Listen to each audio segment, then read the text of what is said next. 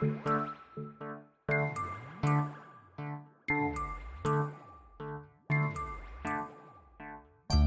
right, Jordan. Why don't we take a moment now and look back to the past? I love looking back to the past. Because it's time to precast Threshold.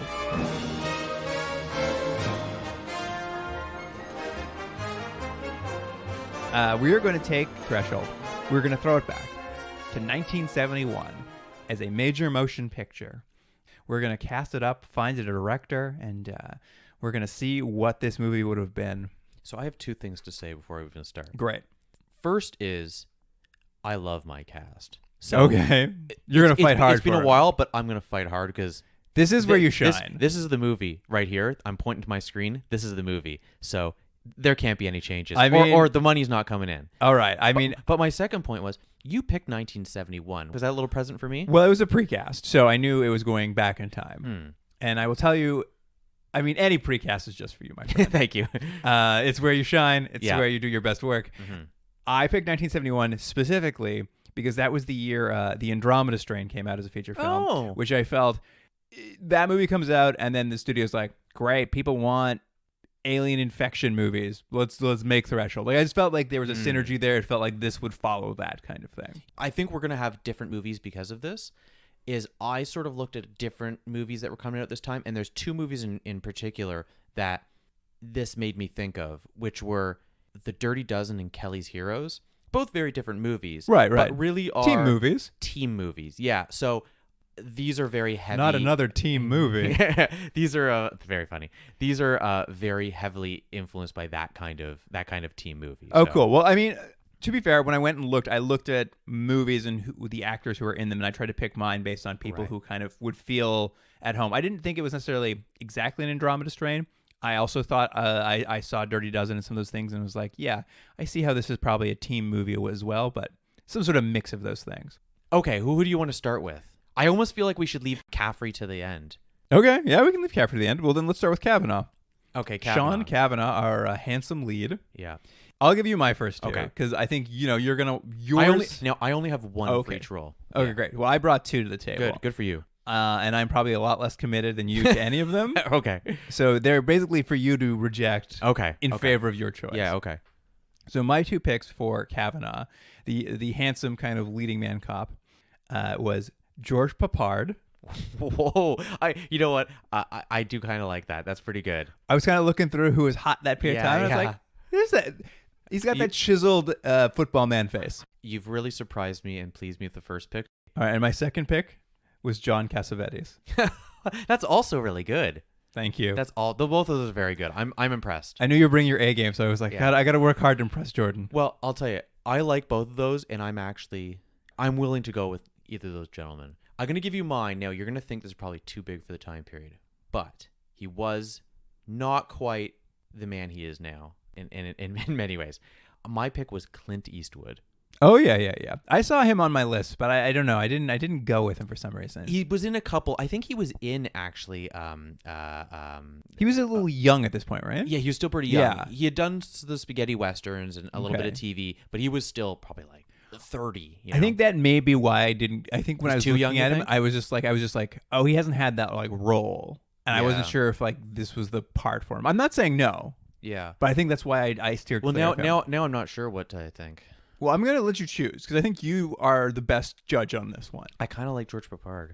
I'm on board. I think that's what we go with. I felt like he was physically the most like synonymous. Oh, with it's better than I think it's better than my pick. I have to bow when. All right.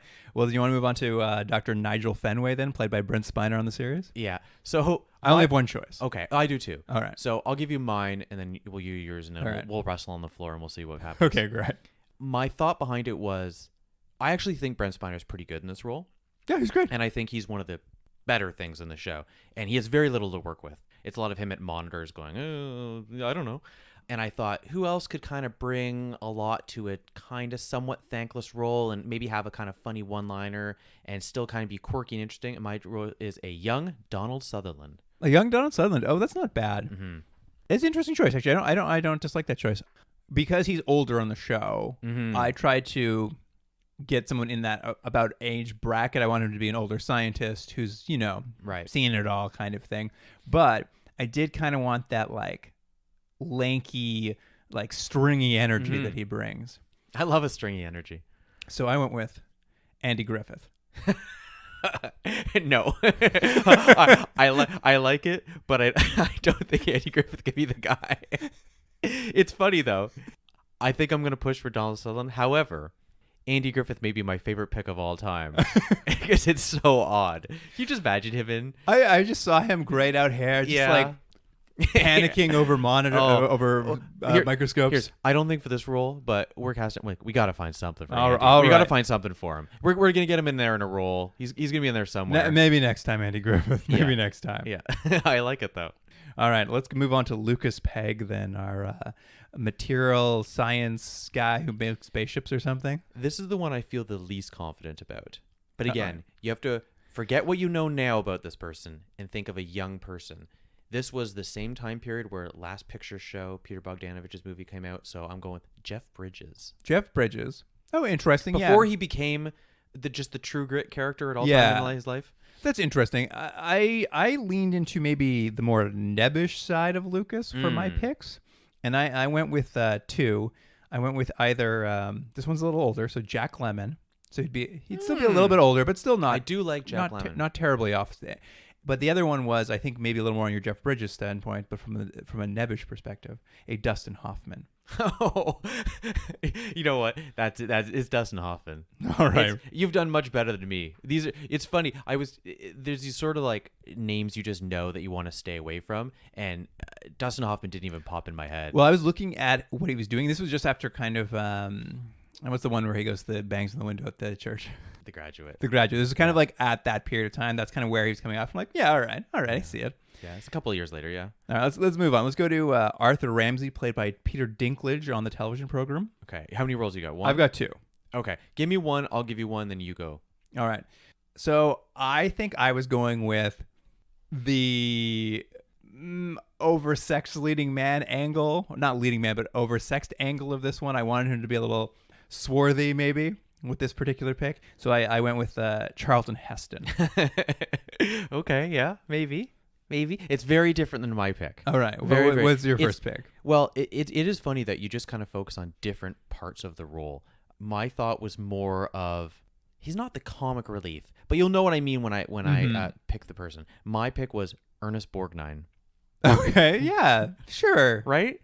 I mean, he's just like, look, he's an anchor. Any movie you got him in, yeah, he's solid. Don't worry about him, and he's weird looking. Yeah, he brings a little something to the table. It's the 70s. You can be a weird looking leading guy. Absolutely. My second pick, maybe less with the swarthy ladies man side, but maybe a little more on the like not comic relief, but that a little addition of levity to the movie. I went with Dick Van Dyke. That's funny too. I think Dick Van Dyke is more likely, that's a real tongue twister, is more likely to take a like fourth role than Charlton Heston is, even at this point. It could be the case. Charlton Heston is still new-ish, but he's had some big hits at this point. So I still like Ernest Borgnine. All right, well, we can go with Ernest Borgnine. Okay. I'm always a big fan of Ernest. Yeah, I'll watch him wherever he is. What was that show? The Man Next Door. What was that sitcom he was on? I don't remember. Mid-90s single guy. It was the single guy. Was that what it was? I'm almost positive it was single guy. The only thing I really remember about it was like for some reason Ernest Borgnine was the wacky neighbor. Yeah, the single guy. You're right. 95 to 97. Manny Cordoba was the role. Yep. There you go. Classic. All right, let's do J.T. Baylock, head of the Threshold Project. Okay, who do you got? I got two choices here. Okay. I again was like, I'm gonna cast older. He's supposed to be sort of a senior member. So I kind of was like, who is a little later in their career, probably a bit of a get still for this movie, but like, so it's probably a little more of a cameo or, something with less days anyway. I went with either Cary Grant. Wow. Or Gary Cooper. Wow. Both bring a lot of authority to the role. Yeah, that's not what I was thinking at all, but I like both those actors. Now, I'll give you mine, and we'll talk about it. Okay. Very different direction. Different kind of boss. He's a little more detached. And it's very 1970s. Telly Savalas. Right? is different. I mean, But isn't it interesting though how you see these roles and there's little things you pick up on. You go, what about this person or that person, and it completely changes who that absolutely. character You is. kind of pick some traits, and you're like, Yeah. who am I going to fill in these traits? I mean, for this sure. Cary Grant and Telly Savalas have never been up for the same role. That's never happened Not until today. until today. So I don't know. I'll give it to you. Whoever you what do you I think? honestly, I don't know. You know this world better than I do, and I will bow to you on this one. I do kind of like who'd you have again? You had Gary Cooper Cary and Grant. Cary Grant. I mean, You know what? There's something really cool about having Gary Cooper being like he must have been 50s at Yeah, this point, if not. he felt to me because he does those cowboy roles, but it also feels like an old Yeah. military man. Yeah, I think that's who we go with. I All think you have that.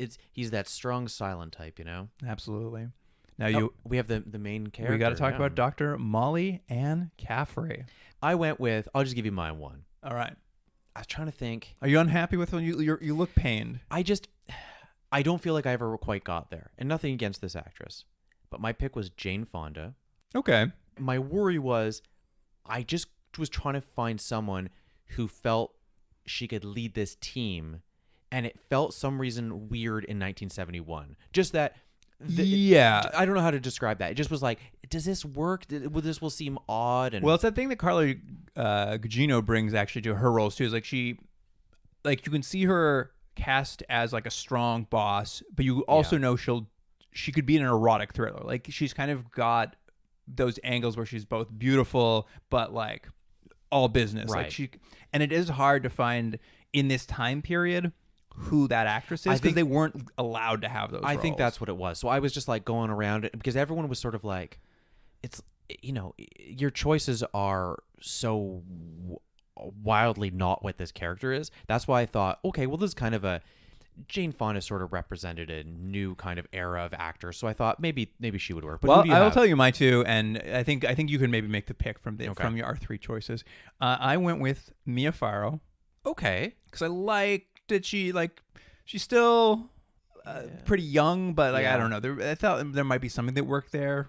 Yeah, maybe. And then I went with sort of on maybe perhaps pushing it too far to a sexy side. I went with Raquel Welch, You know what? but I thought she's a powerful woman. Though. I actually had thought of her as well, and I had the same feeling. I was like, is this too much? Like, is it too much? Like, she has to show up and like her shirt's all ripped or something. But that's you know? the thing is, I think you don't have her go that way. Yeah. Everyone just knows her as like Raquel Welch, but then you have her show up and she's just like leading this team and like really hardcore about it. But I think we go with Raquel Welch. I'm into it. Yeah, let's I'm do into it. it. I for some reason in my mind, I'm like, you take those roles where everyone thinks of her as a sex object, but then you give her like this role, and I bet you she kills it. The only thing we're missing now, other than a script, is the director. And who needs a script? Yeah. Well, with this cast, you don't need a script. Absolutely. I've got two choices. I don't know Okay. how many choices do you have. I just have one, and mine's an odd choice. I have two.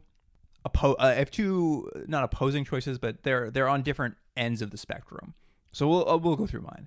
So there's this science fiction angle to this movie. There's not a lot of science fiction necessarily in this time. Well, there is, but they're not like it's not in the vein that this is supposed to be. Like It's not. Andromeda Strain is an unusual outlier for science fiction in this period of time, and it's gonna be less space aliens and more like let's solve a mystery kind of stuff. So I went with someone who I thought could handle that kind of thing. So like sci-fi with some social commentary. I went with George Romero as one pick. Wow. And this would George have been Romero. just post Night of the Living Dead, but before he kind of started making zombie movies perpetually. Right, before he started looking like he was a character from one of the movies. Yeah. This is kind of very like he was established as a guy in that field, Right. but I think it was well before he kind of fell into the constantly remaking that movie. Okay, that's interesting. And then my second choice was more along the lines of like, how do I tap up the thriller element? How do I give this like some like not action but like intense intensity? And I went with director of Manchurian Candidate and Seconds, John Frankenheimer. Wow, I think we had John Frankenheimer as a suggestion on another thing we were. I mean, movie. he's done some good work. He has done some good work. Did he direct The French Connection Part 2? I think he did. He may have actually. I think you're Yeah. right. Somewhat along those lines. Both of these directors that you picked are bigger, I think, bigger names, more well known historically now than the one I'm going to pick. Okay. But I'll explain why I picked him. So I picked Robert Aldrich And I don't know if you're that familiar with him. Doesn't jump to mind. His most famous movie was probably Whatever Happened to Baby Jane. Okay. But he also did do The Dirty Dozen. And he sort of was kind of one of the last of the studio guys. Okay. Like, he was a director you could bring in and your movie would get made. He'd deal with your difficult stars. It'd get done on time. And, Right. And despite what the studio wanted, he'd give it some directorial flares. I think retroactively people have looked at some of his work and gone, oh, he actually was a good director. Yeah. Whereas at the time, he really was like a... Thought it was a workhorse. Yeah, exactly. And so I thought, well, who would be good to be able to take all these actors and this huge idea and get it done? And I thought Robert Aldrich. Now, again, you're not selling tickets on his name because I don't think people really knew him that well. But maybe a realistic choice for this time. But it may be a period. realistic choice. But what do you think? I mean, I think don't hate your choice.